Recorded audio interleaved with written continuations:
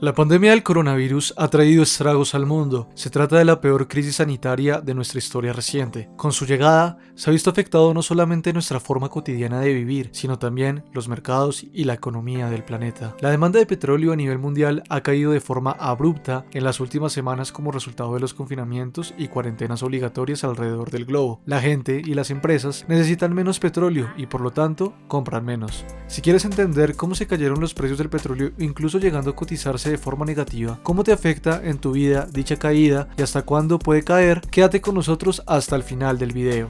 Soy César de Terranulius. Si te gusta el video, no olvides suscribirte y dejar tu manita arriba. Nos ayuda mucho para llegar a más personas. Sin nada más que decir, empecemos.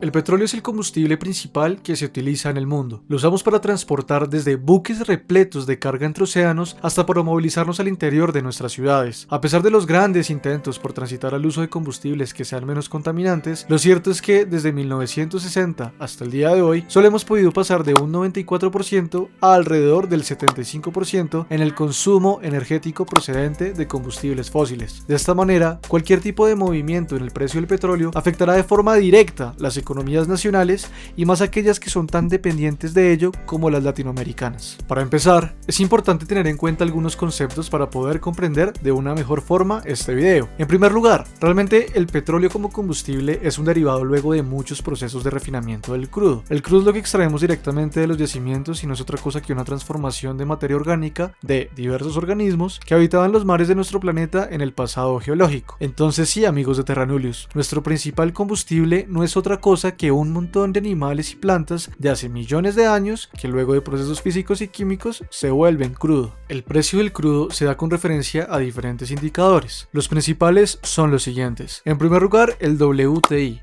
Es el principal indicador del crudo estadounidense. El segundo es el crudo de Dubái, el cual agrupa los precios de referencia de toda la región de Asia-Pacífico. Y en tercer lugar, el Brent Blend, que es el crudo que se extrae principalmente del Mar del Norte de Europa. Este último precio es el principal que se sigue en Europa, África y Oriente Próximo. Existen más índices como el Tapiz de Malasia, el Minas de Indonesia, el Saharan Blend de Argelia, pero los anteriores tres son los principales. ¿Qué fue lo que ocurrió entonces recientemente?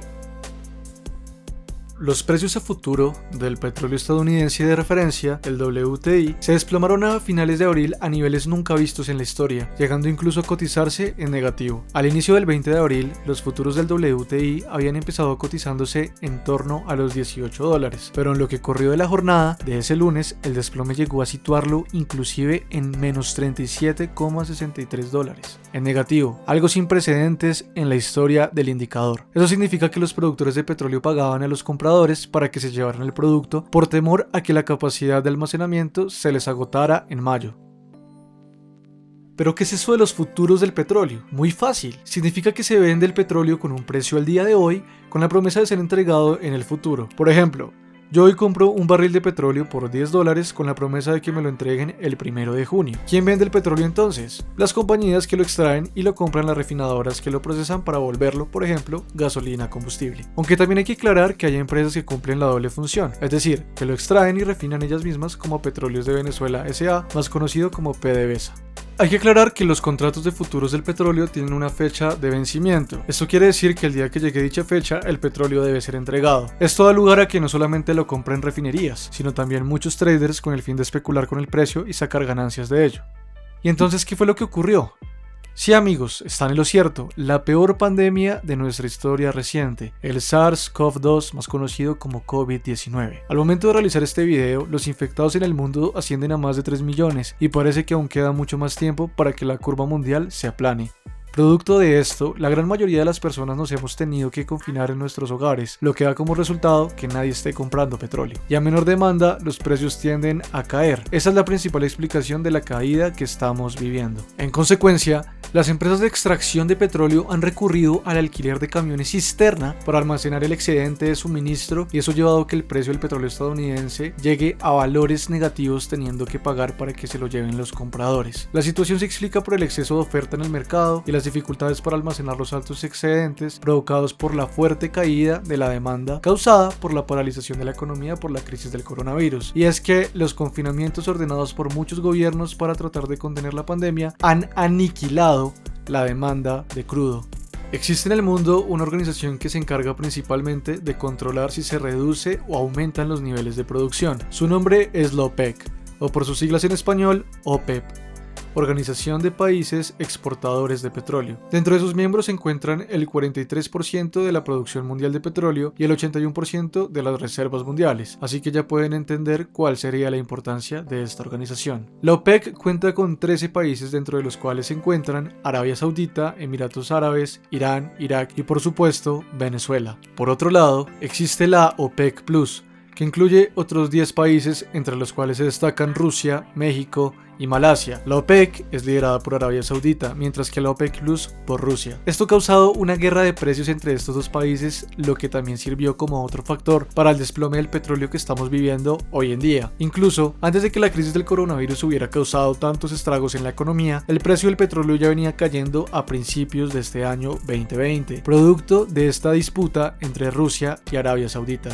A raíz de todas estas disputas que redujeron los precios del petróleo, finalmente hubo un acuerdo entre estas dos organizaciones. A mediados del 12 de abril del 2020, la OPEC y la OPEC Plus acordaron una reducción de la producción de alrededor de un 10%, es decir, que los países de la OPEC Plus deberán recortar su producción para inicios del 2022 en 6 millones de barriles de petróleo diarios. El recorte es el mayor jamás pactado por las potencias petroleras, pero para algunos analistas incluso eso resultó insuficiente a corto plazo.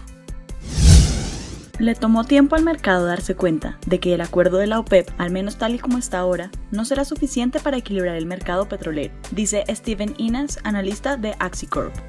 Y es que amigos, definitivamente estamos hablando de la peor crisis petrolera de la historia, donde según estimaciones de expertos, el precio del petróleo debe volver a caer y las inversiones también, en más de 100.000 millones de dólares durante este año. ¿Qué puede pasar ahora?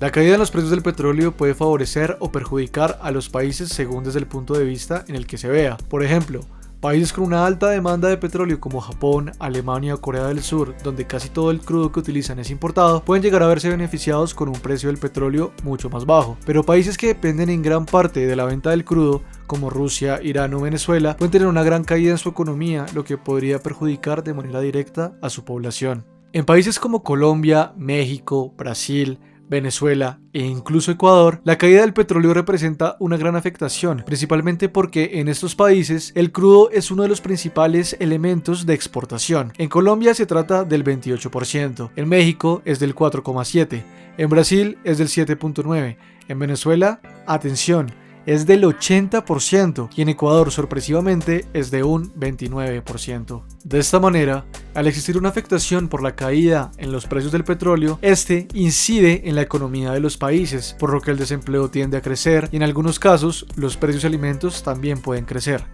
En criterio de muchos analistas, la reversión histórica en los precios fue un recordatorio de las tensiones que enfrenta el mercado petrolero, pero la caída podría continuar. Los precios en junio también podrían caer si los confinamientos continúan en todo el mundo. Algunos analistas también advirtieron de que la caída del petróleo estadounidense podría afectar el precio de otros crudos de referencia.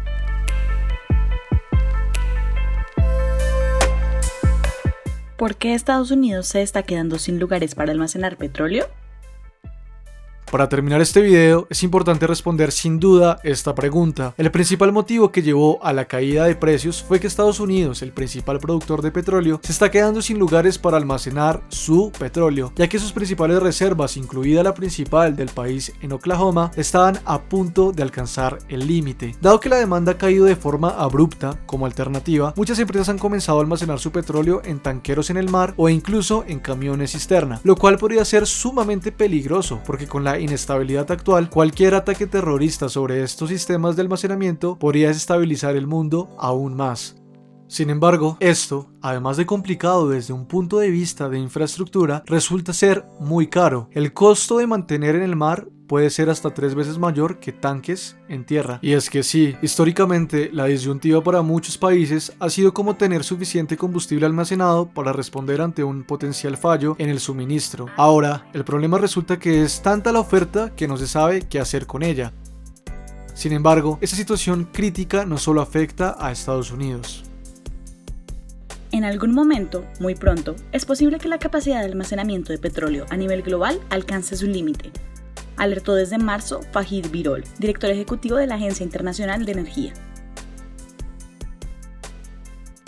Mientras Rystad Energy, una consultora petrolera con sede en Oslo, alertó que no solo pasaba en Estados Unidos. Según sus proyecciones, el 76% del almacenamiento mundial ya estaba lleno. Cálculos de IHS Markit, una firma de investigación, estimó que la demanda a nivel global durante el primer trimestre del año cayó en 3.8 millones de barriles por día, alrededor de 4% de los suministros mundiales, la peor desde la crisis financiera de 2008. Así que amigos, no sabemos con exactitud hasta dónde puedan caer los precios del petróleo, pero de lo que sí estamos seguros es que se vienen tiempos complicados, tanto para nuestros países como para nuestras familias, y la única forma de salir de esta es uniéndonos y esperar lo mejor. Aprovecho para desearles a todos ustedes y sus familias mucha salud y fortaleza en estos momentos complicados.